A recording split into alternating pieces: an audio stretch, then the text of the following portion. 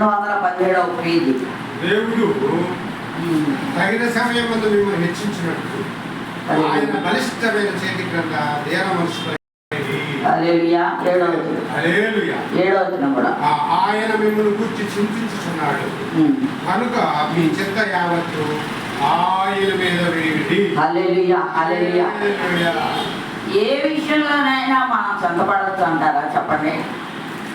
ఆయన మిమ్మల్ని గురించి చింతించున్నాడు కనుక మీ చింత యావత్తు ఆయన మీద వేయడి అంటే ఏ విషయంలో మనం చింతపడతామో మీరు చెప్పాలి. మనం చింతపడవచ్చా? కదండి. మనం చింతపడటానికే వీల్లేదు. ఎందుకంటే మన కోసం ఆయన చింతపడేవాడు ఉంటే మనం చక్కగా నిశ్చింతగా తింటాం, గది వేసుకోవటం, అబ్బా ఆయన తండ్రి స్తోత్రం హల్లెలూయా అనుకుంటాం, పాటలు పాడుకుంటాం. ఇగో అడి ఆడతారా లేరమ్మ టీచర్ గారు కనుక గోవిందోడు గంతులు వేసినట్టు గంతులు వేస్తారన్నట్టుగా మనం కూడా ఆమె కాదు మనం కూడా గోవిందోడు గంతులు వేసినట్టుగా గంతులు వేసుకుంటా హల్లెలూయా స్తోత్రం అనుకుంటా ఉందావా? వద్దా? ఉండాలి కదా. అదా కనుక ఆయన మనల గురించి చింతపడుతున్నాను అని మాట్లాడుతున్న దేవుని వాక్యం ఈ మధ్యాహ్న సమయంలో 6వ వచనం చెప్తున్నాడు కదా. దేవుడు తగిన సమయమందు మిమ్మల్ని హెచ్చించినట్లు ఆయన బలిష్టమైన చేతి కింద దీన మనస్కులై ఉండుడి. తగిన సమయం ఉంటుంది ప్రతి దానికి, ప్రతి ప్రయత్నానికి తగిన సమయం, ప్రతి పనికి తగిన సమయం ఉంటుందని ప్రసంగి చెప్తూ ఉంటాడు. కనుక ప్రతి దానికి సమయం ఉంటుంది. హెచ్చించడానికి, ఆయన దీవించడానికి ఒక సమయం ఉంటుంది. కనుక ఆ తగిన సమయంలో ఆయన మనల్ని దీవిస్తూ ఉంటాడు.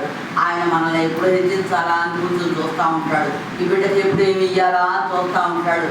ఆయనే మన కోసం ఎంత ఆటపడతా, ఇంత ఆలోచన కలిగి, ఎంత ప్లాండ్గా ఉంటే దేని గురించి మనం చింతపడాలో చెప్పండి. నేను ఇంట్లో ఉంటే రాత్రి మా బాబు ఫోన్ చేశామా, నీ టికెట్ కన్ఫర్మ్ అయింది, నీ ఫోన్లో టికెట్ పంపించాను చూసుకో అన్నాడు. ఎప్పుడు మా అమ్మకి టికెట్ పంపి ఇండియా నుంచి పిలిపించేయాలా అని ఆరాటంతో ఉంటాడు వాడు.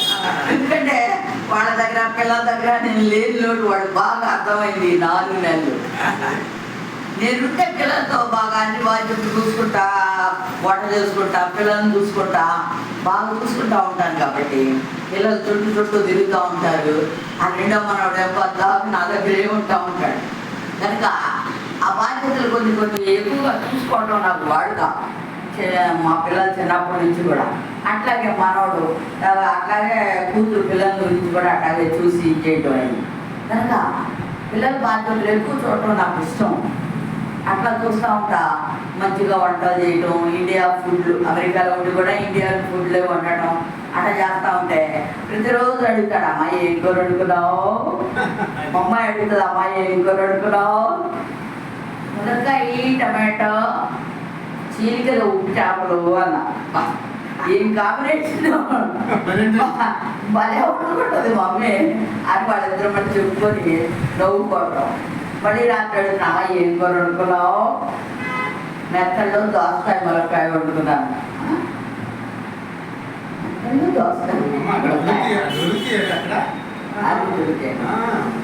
మెత్తల్లో మునక్కాయ దోసకాయ బలి వండుతుంది మమ్మీ అని కాసేపు చెప్పుకొని వాళ్ళందరూ నవ్వుకోవడం అట్లా ఉంటాయి.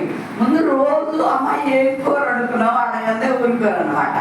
కనుక టికెట్ కొని అమ్మ నీకు టికెట్ పంపేమనేదా వాళ్ళకి ఆరాటం తీరలేదు రాత్రి. కనుక నాకు భలే సంతోషం వేసింది. పిల్లలు వాళ్ళ పనుల్లో వాళ్ళు ఉంటారు. ఇక్కడేమో ఏ వారం ఎక్కడికి వెళ్ళాలి, ఏ వాక్యం మాట్లాడాలి, ప్రభు ఏం చెప్తున్నాడు, ఏం చేయాలి అని నేను కూర్చుంటా. నాకు కొన్ని లోన్స్ విషయంలో ఆ విషయాలు మర్చిపోయా. ఎందుకంటే ప్రభుకి అప్పచెప్పాను కాబట్టి దాని గురించి నా చింత నాకెందుకు. చేయాల్సింది ఉంటే దేవుడు చేయిస్తాడు, లేదు వద్దులే అనుకుంటే దేవుడు ఆయన ఏం చేస్తాడు. కనుక దాని గురించిన ఆలోచన అనేది లేదు. ఇల్లు కొద్ది బాధ్యతగా అట్లా చదవాలని అయ్యనే ఈ పనులన్నీ అయిపోయింది. సరే ప్రశాంతంగా ఉండేటప్పటికి టికెట్ వచ్చేసింది అని చెప్పేదాకా వాడికి ఆరాటం ఆగల. ఎక్కడైనా దేవుని స్తోత్రం మరి 4 రోజులకి వచ్చాను కాబట్టి మరి వెళ్ళాలి కాబట్టి మరి టికెట్ కూడా కన్ఫర్మ్ అయింది. కాబట్టి 8వ తారీఖు మధ్యాహ్నానికల్లా ధనవరం ఎయిర్పోర్ట్కి వెళ్ళాల్సింది. దేవుని స్తోత్రం. హల్లెలూయా. కనుక దేవుడు మన కొరకు, దేవుడు మనల గురించి చింతపడుతున్నాడంట. దేవుడు తగిన సమయం మనల్ని హెచ్చించడానికి ఉన్నాడంట. ఇంతకన్నా మనకు భాగ్యం ఏం కావాలి? దేవుడే మన గురించిన ఇంత బాధ్యతాయుతమైన పనులు కలిగి ఉంటే ఏ పని మనది, ఏ దిగులు మనది, ఏ చింత మనది, ఏ విచారం మనది చెప్పండి మీరు. రాణి గారి అదే చెప్తుందిలే, మాకు ఎన్ని ఉన్నాయో సమస్యలు కదా కదా పాప. ఉన్నాయా ఉన్నాయా చెప్పు. దేని గురించి చింతపడకుడి అంటున్నాడు ప్రభు. కనుక ఇక్కడ అంటున్నాడు ఆయన మిమ్మల్ని గురించి చింతించున్నాడు కనుక మీ చింత యావత్తు ఆయన మీద వేడి. రాత్రి ఏదో వచ్చి మాట్లాడుకున్నామే ఆన్లైన్ క్లాస్లో. ఫిలిప్పీ పత్రిక చదువుకున్నాం. ఒకసారి చూద్దామా? ఫిలిప్పీ పత్రిక 4వ అధ్యాయము 4 నాడదా 6 వచనం ఉన్నాడదా చదువున్నాడదా? 4 నాడదా 6 వచనం ఉన్నాడదా?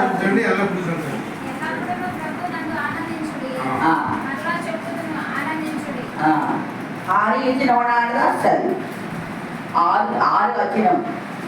6 ఫిలిప్పీ 4:6 వచనం. 4:6 వచనం. దేనిని గురించి చింతపడుకుడి కానీ ప్రతి విషయంలోనూ ప్రార్థన విజ్ఞాపనముల చేత కృతజ్ఞతాపూర్వకముగా మీ విన్నపములు దేవునికి తెలియజేయండి.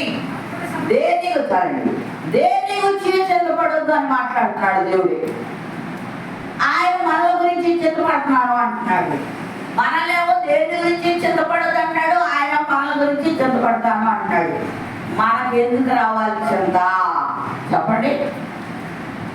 ఎందుకు వస్తుందో చెప్పనా? శరీరం ఐహిక విచారాలతో ఉంటే అబ్బో అది అట్ట, అబ్బో ఇది అట్ట, అది కావాలి, ఇది కావాలి, అది జరగలేదు, ఇది జరగలేదు. జరిపించేవాడు నేనున్నానని ఒక్కొక్కరు చెప్తున్నాడు కదా. నేనున్నాను కదా మీ కొరకు చింతపడేవాడిని, నేనున్నాను కదా తగిన సమయంలో మీకు అన్నిటికీ పరిష్కారాలు చేసే పరిష్కారకర్తని అంటున్నాడు కదా. పరిష్కారకర్త ఆయన ఉన్నప్పుడు అమ్మంది అనారోగ్యంగా వచ్చింది, చిటికలో పోయింది అని చెప్పి మన సాక్ష్యమేనా? దేవుడు ఎంత కాసుకొని ఉన్నాడు. ఎప్పుడు ఆమెను బాగు చేసి పంపిద్దాం, సంతోషపరుద్దామా? అయ్యిందా? అట్లాగే జరిగిందా? ఇక్కడ వాక్యం చెప్తున్నానా లేకపోతే అబద్ధం చెప్తున్నానా మీరు చెప్పాలి కదండి. కనుక అంత ఆశ్చర్యకరంగా మన దేవుడు మనకు చేస్తా ఉంటే మనం ఏం చేయాలి? చింతపడాలా? పడక్కర్లా. ఎంత ఆశ్చర్యకరుడో ఎంతలేనో మా యేసన్ననో, ఎన్ని అంధకారమైననో అన్ని సరిచేయునో యేసన్నా. ఎంత ఆశ్చర్యకరుడో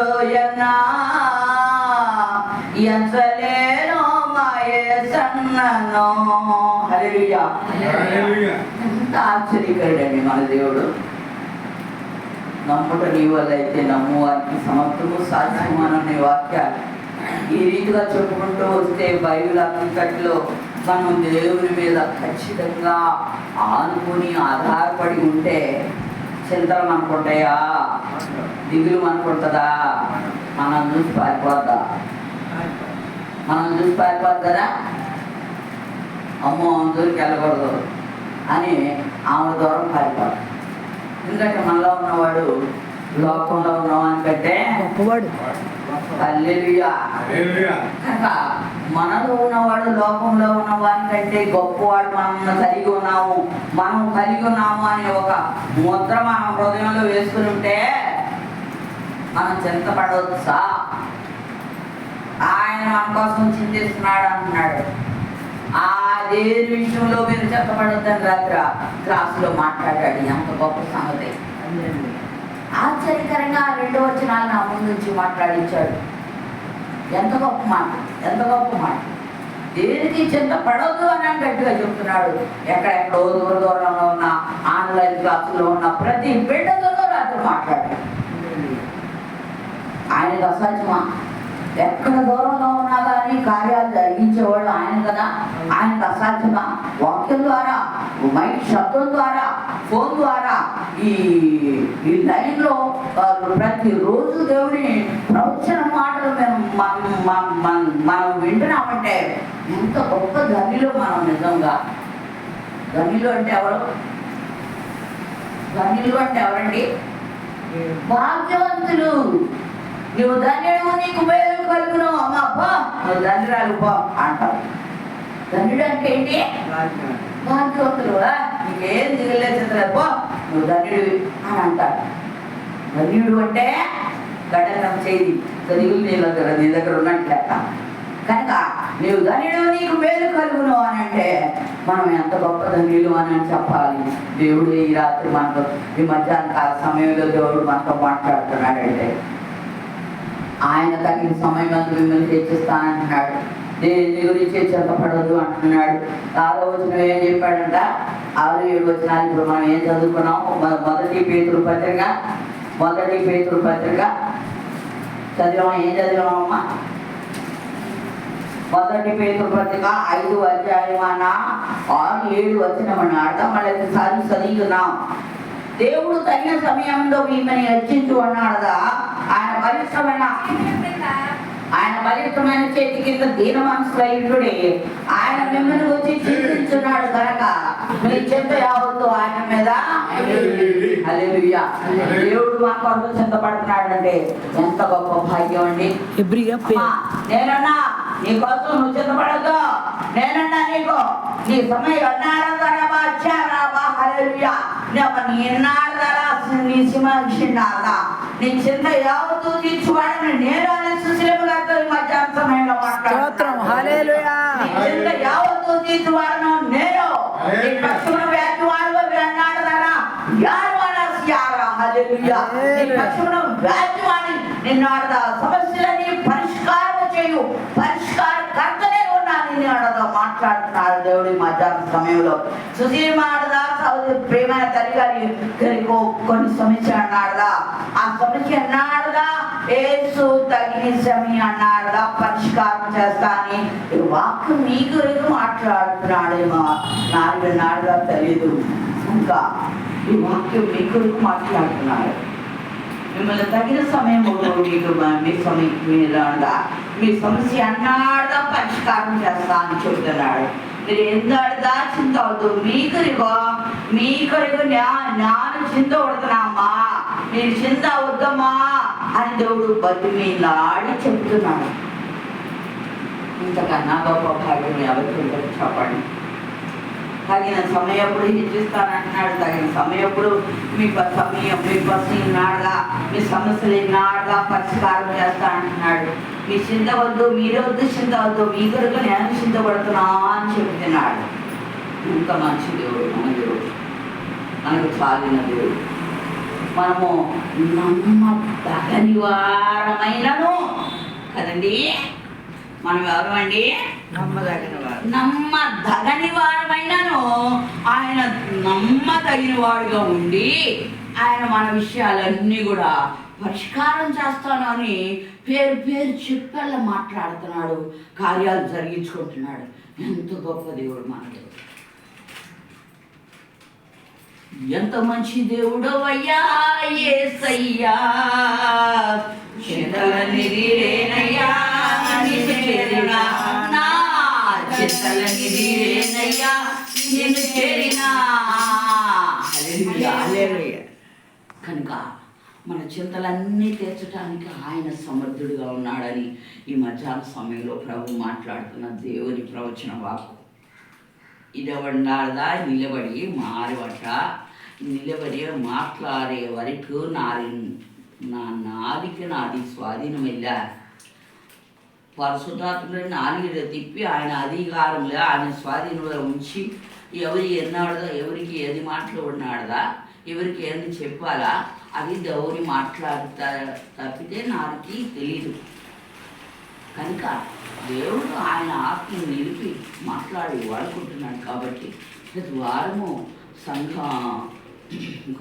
ఒక మాట చెప్పి ముగిస్తాను. కృపావరములు నానా విధములుగా ఉన్నాయి. 9 కృపావరాలు: జ్ఞానవాక్యము, బుద్ధివాక్యము, ప్రవచనము, స్వస్థత, వివేచన, ఇవన్నీ 9 కృపావరాలు.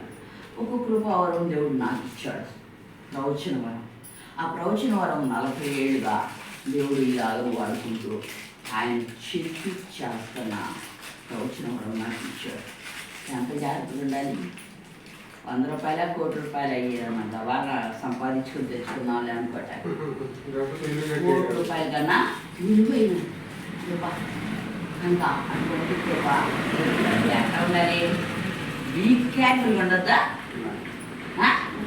ఏం చెప్తున్నా, ఏం చదువుతున్నా, ఏం చేయబోతున్నా, అమ్మో దేవుడు చెప్తున్నాడు, అమ్మో తినస్తాను, అమ్మో ఈ పట్టుకోవచ్చు చేయొచ్చు అని ఆ భయంతోనే ఉంటుంది ప్రాణం. ఇప్పుడు 139వ దావి కీర్తనలో ఒకసారి మీకు చెప్పాను. 139వ దావీదు కీర్తన అంతా చదివిండే బాగా 24 వచ్చిన ఉన్నాడుదా, మరి ఒకసారి చదివి ముగిద్దామన్నాడుదా. నీకు ఆయాసకరమైన మార్గము నా ఎందుకు కలదేమో అని చూడండి, ఒకసారి చూసుకోమని. నీకు ఆయాసకరమైన మార్గము నా యందు ఉన్నదేమో చూడుము, నిత్య మార్గమున నన్ను నడిపించు. కనుక దేవునికి, మనుష్యులకే కాదు, దేవునికి ఆయాసకరమైన ఆలోచనలు కూడా మన అంతరంగంలో ఉండటానికి వీలు లేకుండా ఎప్పటికప్పుడు దేవునికి అప్పగించుకోవడం నాకు వాడుక. ఎందుకంటే ఏ నిమిషాన్ని మాట్లాడాను ఫలానప్పుడు చెప్పాను, నువ్వు వినలేదుగా అని అంటే మరి నేనేం చేయను. కనుక ఎప్పుడు అటెన్షన్లో ఉంటాను. ఏం చేస్తున్నా, ఎటు వెళ్తున్నా, ఏది కావాలని ఆలోచనలు కలిగి ఉన్నా, లేకపోతే ఇది తగ్గలేదే, ఈ సమస్య ఎట్లా అని ఆలోచన వస్తున్నా, నాకెందుకు చెప్తా, నేను ఎందుకు చింతపడాలి, దేవుడు ఉన్నాడు కదా అని దాని పక్కన నెట్టేసుకోవడం అలవాటైపోయింది. కనుక నీకు ఆయాసకరమైనది నాలో ఏది ఉండటానికి లేకుండా నన్ను భద్రపరచయ్యా అని చెప్పి అలాగని ప్రార్థన చేసుకోవటం బాగా నాకు వాడుక అన్నమాట. కనుక ఆ వాడుకను బట్టి 40 ఏళ్ళుగా 1986వ సంవత్సరం అక్టోబర్ 30వ తారీఖున బాప్తిస్మం తీసుకున్నాను. ఇంట్లోనే ప్రార్థన కన్నీటి ప్రార్థన. దేవుడిని ఏమడిగానంటే, అయ్యా నువ్వు కన్నీటి ప్రార్థన ఇయ్యా, నువ్వు కన్నీటి ప్రార్థన ఇయ్య. కన్నీరు గారిస్తే అన్ని పిల్లలకి అడిగినవన్నీ అమ్మడు కొని పెడతారుగా, హే కొత్త గడుస్తాను ఇదిగో కొనుక్కోచుకోపో అని ఇస్తాను డబ్బులు. అట్లాగే కన్నీరు కాస్తే సమస్యలన్నీ దేవుడు పరిష్కారం చేస్తాడని ఒక ఆలోచన, ఆశ కలిగి కన్నీటి ప్రార్థన ఇయ్యా అని అడిగి ఏమడగాలో తెలియదుగా. ఆస్తి, ఐశ్వర్యం, జ్ఞానం ఇయ్య, అది ఇది అని అడగటం తెలియదు. కన్నీటి ప్రార్థన ఇయ్యా అని అడిగితే కన్నీటి ప్రార్థన ఇచ్చాడు. రోజు కన్నీరు కాచడం, 2 చేతులు రూపాయి కట్టడం, నిలువ మాట్లాడడం, ప్రార్థన చేయడం, అయ్యా నాతో మాట్లాడాలి, అయ్యా నాతో మాట్లాడే, అయ్యా నాతో మాట్లాడే, ఏడవటమే మాట్లాడాల్సిన ఏడవటమే. చూశాడు 30 ఏళ్ళు కన్నీరు గారితనం దిప్పించమాకుండాని నీ దుఃఖ దినాలు సమాప్తం అని చెప్పాడు ఒకరోజు. అప్పటి నుంచి కన్నీరే లేదు. దేవునికి స్తోత్రం. కన్నీరే లేదు అప్పటి నుంచి. కాళ్ళలోంచి బతుకున్న సుంచు ఇంత రంగం ఉంటే ఆ కాళ్ళలోంచి సుంచు తీసేశాడు. జలుబు చేసిందని హత్తు అని కాండించే నీడ మీద ఊస్తే పచ్చగా జనకండి పచ్చగా ఉంది. ఇదేంటి జలుబు ఎంత పచ్చగా ఉందేంటి అని చూస్తూ ఉంటే ఆ చేప పచ్చగా ఉన్న జలుబు వల్ల 2 చేప జనకండ్లు అయినాయి. ఇంత ద్రావులు, ఇంత గోరణం. చేప జనకండ్లు అయినాయి ఏంటి, ఉమ్మి, పచ్చగా ఉన్న ఉమ్మి అని అట్లాగా చూస్తూ ఉన్నా కళ్ళు. అట్లాగా చూస్తూ ఉంటే ఆ చేప జనకండ్లలా ఎన్ని పురుగులైనవి. వరమైన కనుక కింద తిరుగుద్ది, పైన పిల్లలు తిరుగుద్ది కదా, మీకు తెలుసా? ఇన్ని పురుగులు నా తలలోంచి దేవుడు తీసేసాడు. స్తోత్రం. ఎంతమంది డాక్టర్లు కావాలి, ఎన్ని లక్షలు కావాలి, ఎన్ని మెడిసిన్లు ఎంత వాడాలి, అవన్నీ ఆవలేయాలిగా పురుగులన్నీ తలలోంచి తీసేసాడు. ఇంకేది లోకంలో ఉన్నా ఏది ఉండడానికి వీళ్ళకుండా దేవుడు అట్లా శుద్ధి చేసి పారేసేసాడు. ఎందుకంటే పద్దాక ఆయన చేత వాడబడే పాత్రగా ఉండాలిగా. ఎప్పుడు ఏం చెప్తాడో అప్పుడు బట్టన్ నొక్కుతాడో గబాలన మాట్లాడాలి కదా, అదే చెప్పాలి కదా. ఇప్పుడు ఆ సుశీలం గారి విషయం నాతో 1 నిమిషం ముందు కూడా తెలియదు, మాట్లాడేశాడు. కళ్ళు మూసుకొని పరిశుద్ధాత్మ భాషను మాట్లాడేశాడు. అట్లాగే ఎప్పుడు ఎవరికి ఏం చెప్తాడో తెలియదు. నిన్న సాయంకాలం అటు అరుగు మీద కూర్చోవడం నాకు అప్పుడప్పుడు వాడుతాం. సాయంకాలం కూర్చుంటే అక్కడ ఒక అబ్బాయి ఆడుతున్నాడు. అరే అని ఆ చూ పట్టుకున్నా బండి మీద కూర్చుంటే అరే అని చెవు పట్టుకున్నా, నిన్ను దేవుని పని చేయమని చెప్పానా, చిల్లరకోటలో కూర్చోమని చెప్పానా, సో మీ ఇంటి పైన సేవ ఎవరు చేస్తున్నారు అంటే ఎవరో పాస్టర్ వచ్చేస్తున్నాడు అని. ఎవరో పాస్టర్ వచ్చి చేయటం ఎందుకురా, నీకు ఆలోచన లేదా? నీకు నేను ఎప్పుడో 3 ఏళ్ల కిందటే చెప్పాను, అయ్యా నువ్వు సేవ చేసుకోయ్యా, నీ కళ్ళ ముందే అనేకులు సేవకులు తయారవుతున్నారయ్యా అని నేను చెప్పేళ్ళాను కదా, నువ్వెందుకు చేయకుండా ఉంటున్నావు? ఎవరో వచ్చి నీ ఇంటి పైన సేవ చేస్తున్నారని చెబుతావా? మీ అమ్మను ఒక 4 రోజులు ఉపవాసం ఉండి ప్రార్థన చేయమనం. చూస్తానులే ఆంటీ, తర్వాత కలుస్తానంటీ నేను, ఇది చూపట్టుకుంటే ఎందుకు యూతో నాకు అని అనుకోకుండా, ఆంటీ నేను తర్వాత కలుస్తానంటీ అని చెప్పి పిల్ల స్కూల్లో వెయిట్ చేస్తుంది. స్కూల్ అయిపోయింది, వెళ్ళి పాపం తీసుకుని రావాలి అని ఆంటీ తర్వాత కలుస్తానంటీ అని చెప్పి వెళ్ళిపోయాడు. దేవుని ఉద్దేశంగా ఉన్నవాడు ఇంజనీర్ అయిపోయి ఒక ఆయన సేవ చేసుకుంటున్నాడు, పాస్టర్ గారు ఎక్కడో ఉన్నాడు. ఆయన ఎడబాలి దగ్గర, పెనుమాత దగ్గర, మంగళగిరి పెనుమాత దగ్గర.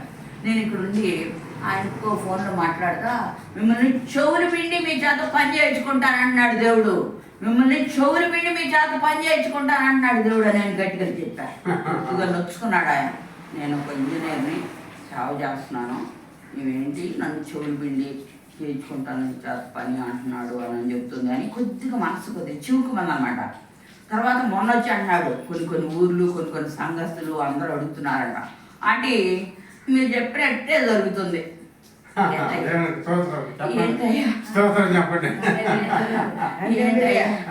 ఈ చెవులు పిండి నీ చేత పని చేయించుకుంటానని చెప్పారుగా, అట్లాగే చేస్తున్నాడు దేవుడు.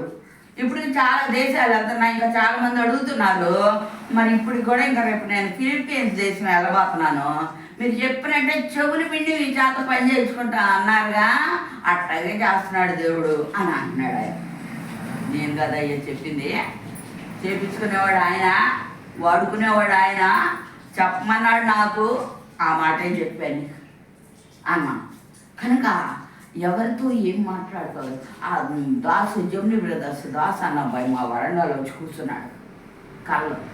ఇది వాళ్ళ అమ్మని పిలిచి, అమ్మాయి ఏంటి మీ అబ్బాయి వచ్చి మా వరండాలో గుమ్మం మీద కూర్చున్నాడు, ఇప్పటికైనా ఎవరు వేసయ్యేది వచ్చి ఉంటాడు కాబోలు, నాకు అర్థం కావట్లేదు దాని అర్థం ఏంటో అని వాళ్ళ అమ్మని పిలిచి చెప్పా.